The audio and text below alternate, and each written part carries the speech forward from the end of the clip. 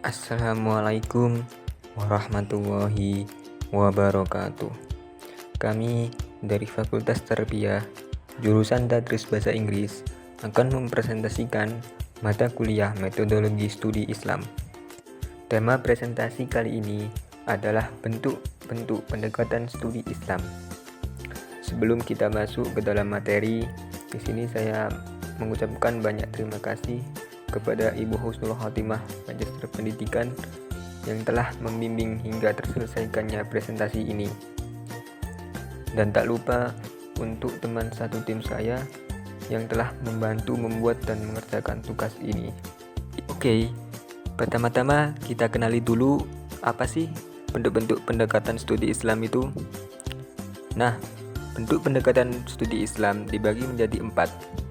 Yang pertama adalah pendekatan filosofis, yang kedua pendekatan historis, yang ketiga pendekatan psikologis, dan yang terakhir pendekatan ideologis komprehensif.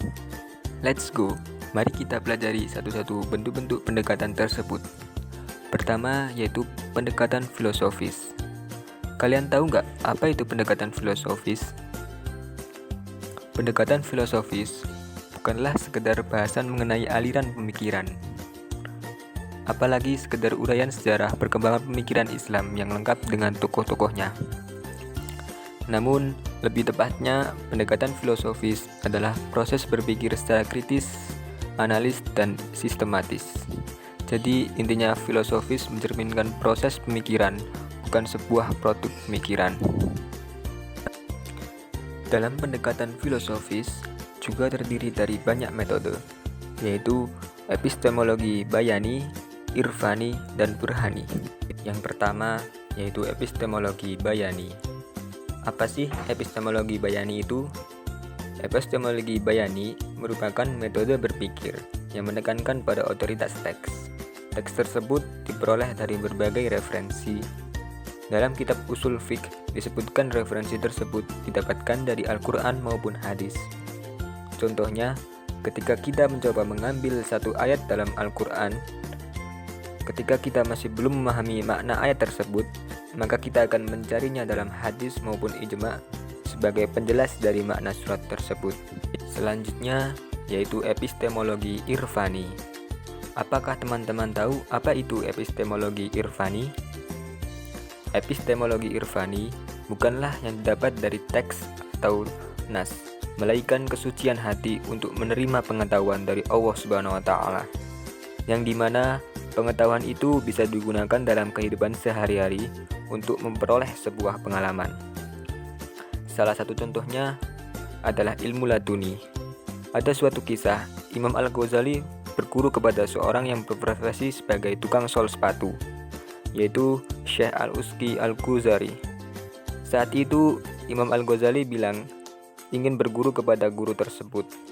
Maka guru itu memerintahkan dia untuk membersihkan lantai yang kotor. Dengan ketulusan hatinya dalam membersihkan lantai tersebut, ketika Imam Al-Ghazali pulang, ia merasa mendapat ilmu pengetahuan yang banyak. Untuk metode yang terakhir yaitu epistemologi burhani. Epistemologi burhani berbeda dari kedua metode yang kita bahas tadi, karena metode ini menyandarkan diri kepada kekuatan rasio akal yang dilakukan lewat dalil-dalil logika. Bahkan, dalil-dalil agama hanya bisa diterima sepanjang ia sesuai dengan logika rasional. Epistemologi burhani ini mempunyai beberapa tahap dalam mencapainya. Yang pertama, tahapan pengertian. Yang kedua, tahapan pernyataan. Dan yang ketiga, tahapan penalaran. Contohnya, Ibnu Rushd yang menolak pandangan Asy'ariyah tentang prinsip keserba-bolehan karena dianggap ilmu-ilmu burhani yang dibangun atas dasar proses penelusuran sebab akibat sesuatu sebelum menuju keputusan akhir, yaitu Allah Subhanahu wa Ta'ala. Pendekatan psikologis. Kali ini saya akan menjelaskan tentang pendekatan psikologis dalam studi Islam.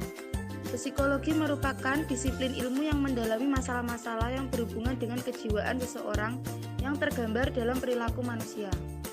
Objek dari psikologi adalah jiwa manusia yang bersifat abstrak dan tidak konkret.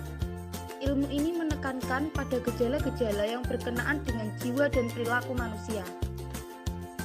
Seperti kita ketahui, agama jiwa manusia dipengaruhi pula dengan agama yang dianutnya, sehingga hanya dengan melihat tingkah lakunya dengan pendekatan psikologi dapat mencerminkan gambaran mengenai agamanya. Berikut adalah pengertian psikologi agama. Psikologi merupakan kata dari bahasa Yunani atau psyche, yang berarti jiwa, dan logos, yang berarti ilmu pengetahuan. Jadi dapat disimpulkan bahwa psikologi berarti ilmu jiwa, baik itu tentang gejala, proses maupun latar belakang dan hasilnya. Banyak sekali hal yang mempengaruhi kejiwaan manusia, terutama adalah agama. Mayoritas manusia sudah tentu menganut agama tertentu sebagai kebutuhan rohaninya. Pengaruh agama terhadap kejiwaan manusia inilah yang mendorong lahirnya psikologi agama. Yang ditekankan dalam pendekatan melalui studi Islam ini bahwa objek utamanya adalah jiwa manusia yang berhubungan dengan agama, baik dari pengaruh maupun akibat yang ditimbulkannya. Psikologi agama memiliki beberapa pendekatan psikologi, antara lain 1. Pendekatan struktural, 2. Pendekatan fungsional, 3. Pendekatan psikoanalisis. Contoh pendekatan studi Islam oleh ilmu psikologi: 1. Kondisi spiritual, 2. Kebutuhan kepuasan manusia, 3. Penerapan agama dalam sehari-hari, 4. Rasa menghormati, 5. Tingkah laku, 6. Ketuhanan, 7. Lingkungan sekitar, 8. Teman bermain, 9. Keberadaan pemuka agama. Pendekatan historis dalam studi Islam. Historis adalah suatu ilmu pengetahuan tentang peristiwa-peristiwa yang pernah terjadi atau sedang terjadi. Dalam konsep perkembangan agama, historis atau sejarah sangat berpengaruh untuk proses pengenalan dan pembelajaran agama. Agama itu sendiri adalah sistem kepercayaan dalam kehidupan umat manusia yang dapat dikaji melalui beberapa sudut pandang. Agama Islam sebagai salah satu agama yang ada di dunia merupakan agama yang telah berkembang selama 14 abad lebih, menyimpan banyak masalah yang perlu diteliti, baik itu menyangkut ajaran dan pemikiran keagamaan maupun realitas sosial, politik, ekonomi, dan budaya. Salah satu sudut pandang yang dapat dikembangkan bagi pengkajian Islam adalah pendekatan sejarah. Berdasarkan sudut pandang historis tersebut, Islam dapat dipahami dalam berbagai dimensinya. Dan juga banyak persoalan yang bisa dipelajari dengan berkaca kepada peristiwa-peristiwa masa lalu. Selain itu, sudut pandang historis juga mempengaruhi kearifan masa lalu itu untuk memungkinkan untuk dijadikan alternatif rujukan di dalam menjawab persoalan-persoalan masa kini. Disinilah arti pentingnya sejarah bagi umat Islam pada khususnya. Apakah sejarah sebagai pengetahuan ataukah ia dijadikan pendekatan di dalam mempelajari agama? Dalam hal ini, pendekatan historis dalam sebuah studi Islam sangatlah penting. Pendekatan historis juga dapat digunakan dalam mempelajari agama Islam dan juga untuk melihat bagaimana kesadaran sosial pada suatu peristiwa sejarah, sehingga kita dapat mengetahui banyak dimensi pada peristiwa atau sejarah tersebut. Sebagai contoh, seorang yang ingin memahami Al-Quran secara benar, maka dia harus mempelajari sejarah turunnya, yaitu ilmu asbaban nuzul, atau ilmu tentang sebab-sebab turunnya ayat-ayat Al-Quran, yang pada intinya berisi sejarah turunnya ayat. Dengan ilmu ini, seseorang akan dapat mengetahui hikmah yang terkandung dalam suatu ayat yang berkenaan dengan hukum tertentu dan ditujukan untuk memelihara syariat dari kekeliruan memahaminya. Pengaruh pendekatan kesejarahan dalam studi Islam. Pendekatan kesejarahan sangat dibutuhkan dalam studi Islam, karena Islam datang kepada seluruh manusia dalam situasi yang berkaitan dengan kondisi sosial kemasyarakatannya masing-masing. Pentingnya pendekatan ini mengingat Karena rata-rata disiplin keilmuan dalam Islam tidak terlepas dari berbagai peristiwa atau sejarah, baik yang berhubungan dengan waktu, lokasi, dan format peristiwa yang terjadi. Hal ini akan melahirkan semangat keilmuan untuk meneliti lebih lanjut beberapa peristiwa yang ada hubungannya, terutama dalam kajian Islam di berbagai disiplin ilmu. Diharapkan dapat penemuan-penemuan ini akan lebih membuka takbir kedinamisan dalam mengamalkan ajaran murni di dalam kehidupan yang lebih baik. Penerapan pendekatan historis dapat dilakukan pada studi sumber Islam atau studi Al-Quran maupun Sunnah. Contohnya, fenomena orang mabuk saat sholat. Di dalam hal ini terdapat landasan normatif dalam Al-Quran, yaitu janganlah kamu mendekati sholat sedang kamu mabuk. Melalui teks ini terdapat makna bahwa jika seseorang sedang mabuk, janganlah ia sholat hingga ia sadar. Namun ayat ini juga berkesan bahwa di luar sholat boleh mabuk. Jelas keliru. Ayat tersebut mesti dipahami melalui pendekatan historis asbabun nuzulnya. Ayat itu merupakan rangkaian awalnya khamr hanya disebutkan banyak mudaratnya saja dibandingkan dengan manfaatnya. Lalu dipertegas oleh ayat di atas bahwa janganlah sholat ketika mabuk, dan diakhiri dengan mengharamkan khamr di ayat lain.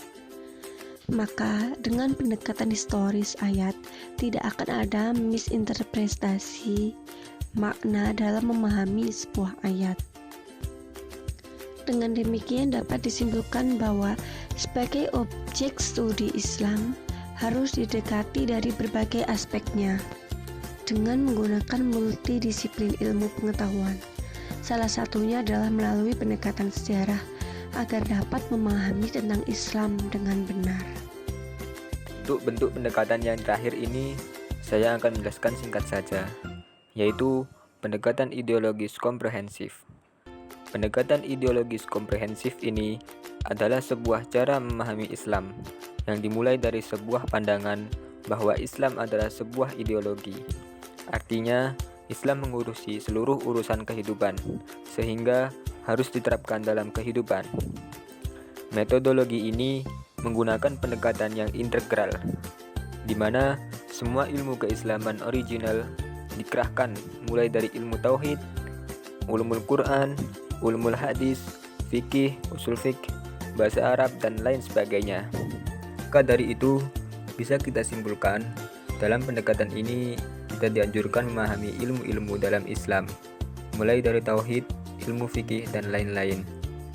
Contoh pendekatan tersebut bisa dimulai dari kita bersedekah, menghormati orang tua, sholat 5 waktu, menunaikan haji bagi yang mampu, dan berpuasa. Maka dari pemahaman tersebut, kita diharapkan bisa mempraktekkan dalam kehidupan kita sehari-hari agar insya Allah kita diberi Allah Subhanahu wa Ta'ala ilmu yang bermanfaat. Amin. Sekian presentasi dari kita terkait bentuk pendekatan Islam. Pesan terakhir dari saya dan teman-teman terkait materi presentasi di atas adalah ada baiknya kita mensucikan diri kita dalam menerima ilmu pengetahuan dan merealisasikan ilmu itu ke dalam kehidupan sehari-hari agar kita mendapatkan pengalaman dan keberkahan dalam ilmu tersebut.